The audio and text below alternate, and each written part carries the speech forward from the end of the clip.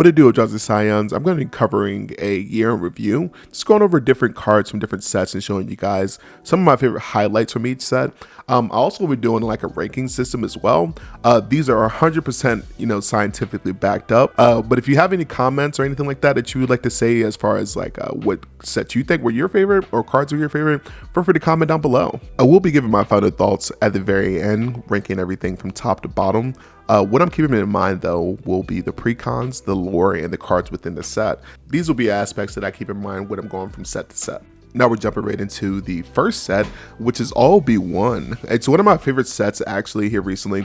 A lot of big names inside of there getting corrupted within the lore. It was really cool to see like the dark and gloomy side of storytelling when it comes to Vorthos and lore in general. I would definitely encourage everybody to check out Wizards of the Coast stories on their website. If you're not really into reading, but you're more of a podcast person, I would definitely encourage everybody to check out the Vorthos Cast. They do a phenomenal job of breaking down everything and just touching on different bases, so really like them. Outside of that, I do also have some bias. I did go to Philly Con, so I got to experience a little more of All Be One than most people that played this set. I also did get a lot of things like autographed and signed, met some awesome content creators, but the actual cards that were inside there's some really awesome picks, and I'm going to be covering them here in a moment.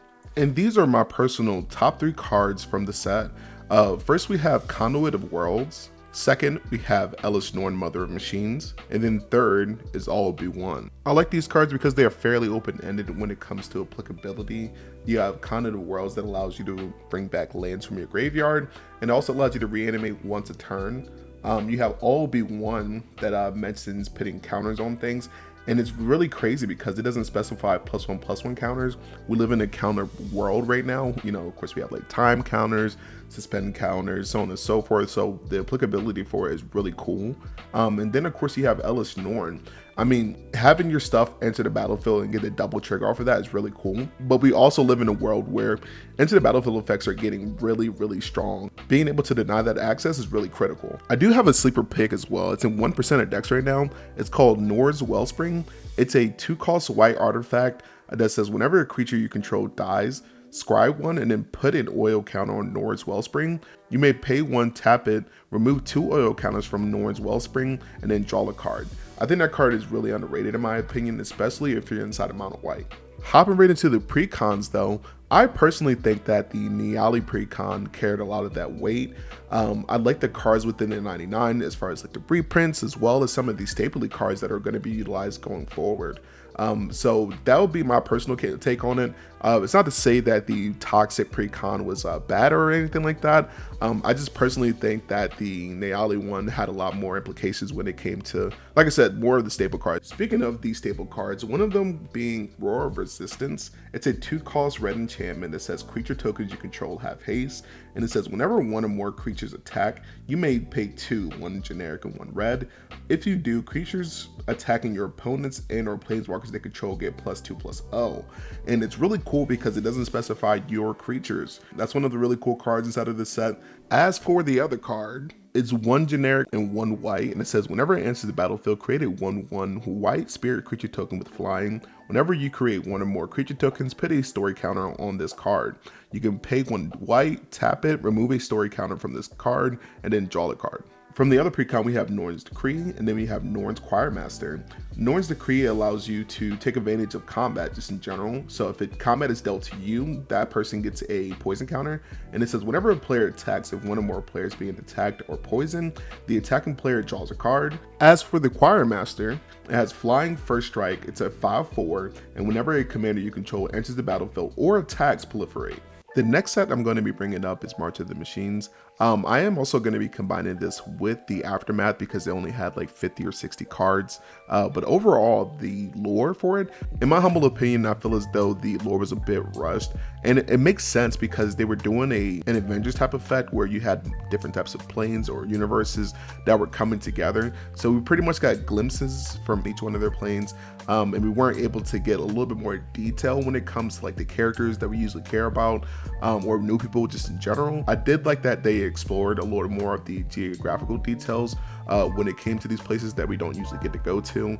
But like I said, I felt like it was a bit rushed and crammed, so that's my final take on that. From that, my top 3 picks would be Breach the Multiverse, Invasion of Ikoria, Archangel of Elspeth. Breach the Multiverse being able to mill the top 10 of each player's library, and then you get to choose either a creature or planeswalker from each player is pretty nuts.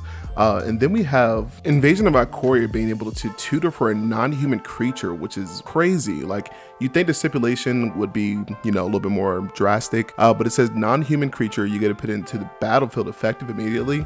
And then on the back side of it, all your creatures assigned combat damage as though they weren't blocked. And then Elspeth cleaning it up, being able to give you creature tokens, give you counters and evasion, and then also recursion on a planeswalker. I mean, it's everything that you asked for. And I want to quickly cover the top 2 cards I picked out of Aftermath, and the first one being Narset Enlightened Exile. That card's silly, dude, like straight up. Like, the fact that it gives all your creatures prowess is insane, and the other clause about exiling a card that you can cast from the graveyard, it doesn't specify your own. I don't get it. It's so crazy. So you can do it from anybody's graveyard and then cast it for free. And my second pick would be Leyline Immersion. It's a 4-cost aura that says enchant legendary creature. Enchanted creature has War 2 and tap and add 5 green mana. I don't really need to delve into why that card's really silly or just good in general, but yeah, put it in your decks. And I have 2 sleeper cards, one being Goldforged Optrix. That card specifically is really good inside of Legendary Typo or Kindred, which is becoming more and more of a thing with these new releases, especially this year. And my last sleeper card would be Glistening Dawn. I love this card, especially in my Jenny Faye list that I've been really proud of over the last couple of years, and especially with the inclusion of a lot of replacement effects that are going on nowadays. This card is nuts. As for the precons, there were 4 in total. I'm not gonna go through and do like the 2 cards per, because that's just a lot. I am gonna instead pick like 1 from each one that I thought were really cool or standout cards from each precon, which includes Uncivil Unrest. It is a 4-cost red enchantment that says non-token creature you control have Riot. Riot says they enter the battlefield with your choice of +1 counters on it or haste. But the best part about it says if a creature you control with a +1/+1 counter in it would deal damage to a permanent or player, it deals double that damage instead. Silveric Alliance, it is a 2-cost enchantment that says whenever you attack with 2 or more creatures, draw a card. It says you may then pay 2, discard a card, and then create a 2/2 white and blue knight creature token. And that leads us right into Growing Thread, which is the Orzhov precon. My favorite card from this precon is Filigree Vector. It is a 4-cost artifact creature that puts a +1/+1 counter on any number of creatures that you control, and also puts a charge counter on any artifact that you control as well. You can then pay 1, tap the card, sacrifice another artifact, and then proliferate. And from the very last precon, Divine Convocation, we have a Wand of World Soul. It is a 3-cost artifact that enters the battlefield tap. You may tap it for 1 white mana. You can also tap it, and it says the next spell that you cast this turn has convoke. Moving on over to Wilds of Eldraine, the lore was phenomenal. I loved it so much. I made a video about like 2 months ago where I touched on some of the really key and important things going over the story. We got a new character, Kellen. He's going to be really important going forward from story to story. We've seen him inside of the Wilds of Eldraine, obviously, as the Boros card, and then we also saw him as the Celestia card in Caverns of Ixalan.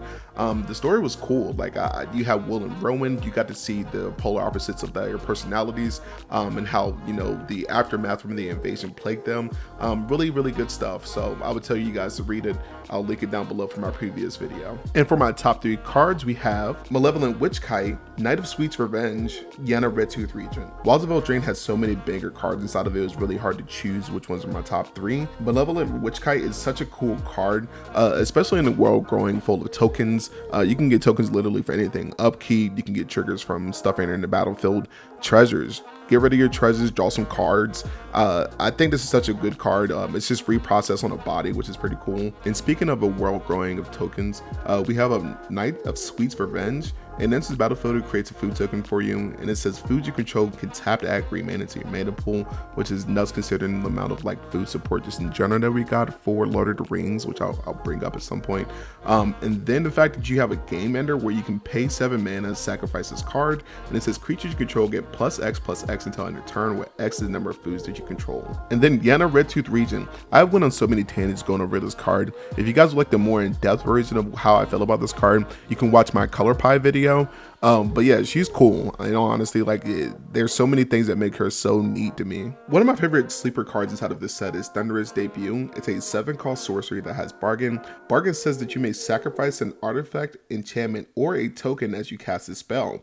And then it says, look at the top 20 cards of your library, which is crazy. You may reveal up to 2 creature cards from among them. If this spell was Bargain, put the reveal card into the battlefield. Otherwise, put the reveal card into your hand and shuffle your library. And that will lead us right to the precons. I'm going to pick 2 from each precon. The first being Timely Ward. It's a 3-cost aura that says you may cast Timely Ward as though it had flash if it targets a commander. Enchanted creature has Indestructible. Pretty simple, pretty clear cut. It's a really nice card for protecting your commander. And the other card from that set is Unfinished Business. It's a 5-cost sorcery. It says return target creature card from your graveyard to the battlefield, then return up to 2 or equipment cards from your graveyard to the battlefield attached to that creature. It's a really good way to rebuild if a bomb goes off or if your card gets targeted removal. So I really like these as really good pickups. Both my other 2 cards ironically deal with the combat stuff. First of all, let's give a round of applause to the design team because the name for this is absolutely hilarious, and that is Misleading Signpost. It's a 3-cost artifact that has flash. When Misleading Signpost enters the battlefield during the declare attacker step, you may reselect which player or permanent target attacking creature is attacking, and they can also tap for 1 blue mana. I mean, what else do I have to say about this card? A 3-cost mana rock that also lets you deal with switching around combat steps, like come on. And then the last card I'll mention from the precon is Nettling Nuance. It is a 3-cost 3/1 flying creature. Whenever one or more players you control deals combat damage to a player, that player creates a 4/2 red pirate creature token with this creature can't block. That token is go to the rest of the game. My overall stance on the precons is that the Celestia one, the one that was more enchantment focused, did a lot of the heavy lifting in my opinion. Once again, I was really fond of a lot of the reprints inside of there and a lot of the new cards for decks going forward. And the last set I'm going to mention today is going to be Lost Caverns of Ixalan. I will do another video doing follow-ups on the Universes Beyond because I feel as though they are vitally important to like the overall grand scheme of Magic, especially going over the year. But covering over the lore from Ixalan, it was phenomenal. The world building side of it was awesome. There was a lot of characters that you cared about, some new characters like Amalia, Huatli. It showed off a lot of diversity inside of here as well. I think that Wizards did a phenomenal job. The design team were great. A lot of the flavor text was awesome as well. The art was phenomenal as well. Like, there's so many bangers and hits from this final set. It was a great way to send off the year. And then especially with like the lore being really cool, talking about like Vito, talking about General Bracket Bass, who gave the most goated quote of all time. And she said, the seas will be your graveyard and the land will be your prison. Like, come on. I loved everything from it in all honesty. As for my top 3 cards, we have Bartolome. Is a 2-cost Orzhov 2/1 that says sacrifice another artifact or creature, and then it says put a +1/+1 counter on Bartolome. Having a cheap sack outlet in the command zone is no joke. My next card, Tarion's Soul Cleaver. It's a 1-cost legendary artifact equipment. It says equipped creature has vigilance, and it says whenever another artifact or creature is put into the graveyard from the battlefield, put a +1/+1 counter on equipped creature, and it has pay 2 to equip. Yeah, I mean, I don't really have to explain this card a crazy amount, just thank treasures. And my last pick is Thousand Moon Smithy. It is a 4-cost legendary artifact. It says when it enters the battlefield, you create a white gnome soldier creature artifact token with this creature's power and toughness are equal to the number of artifacts and or creatures you control. At the beginning of your pre-combat main phase, you may tap 5 untapped artifacts and or creatures you control and then transform this card. On the backside of this, it becomes a legendary artifact land that can tap for 1 white, and it says whenever you cast an artifact or a creature spell using mana produced by this card, you create the same type of token that was on the front side. As for my underrated card, I have Brass's Tonal Grinder. It's a 3-cost legendary artifact, and it says whenever it enters the battlefield, discard any number of cards, then draw that many cards +1. At the beginning of your end step, if you descend it this turn, put a board counter on Brass's Tonal Grinder. Then if there are 3 or more board counters on it, remove those counters from it and transform this card. It turns into a legendary land that taps 1 red, and it says whenever you cast a spell using mana produced by this card, discover X, where X is that spell's mana value. Being able to will your hand away inside of mono red is really essential, and then on top of that, when you flip it over, being able to have a better version of Cascade is pretty silly. We are finally at the last portion of the set reviews for the entire year of 2023. It has been an amazing ride, and we just keep getting more and more products, which is overwhelming but awesome at the same time. But overall, like I said, this was a great year for Magic. And as for my favorites from top to bottom, we have number 1 at Ixalan, number 2 at Wilds of Eldraine, number 3 at OLB1, number 4 at March of the Machines, and last, Aftermath. Comment down below and let me know what you guys' favorite picks for each one of these sets are. If I missed out on any gems that you think are really cool and useful, feel free to let me know down below. And also, if you have your favorite sets, feel free to let me know down in the comment sections. I appreciate you guys. Take care.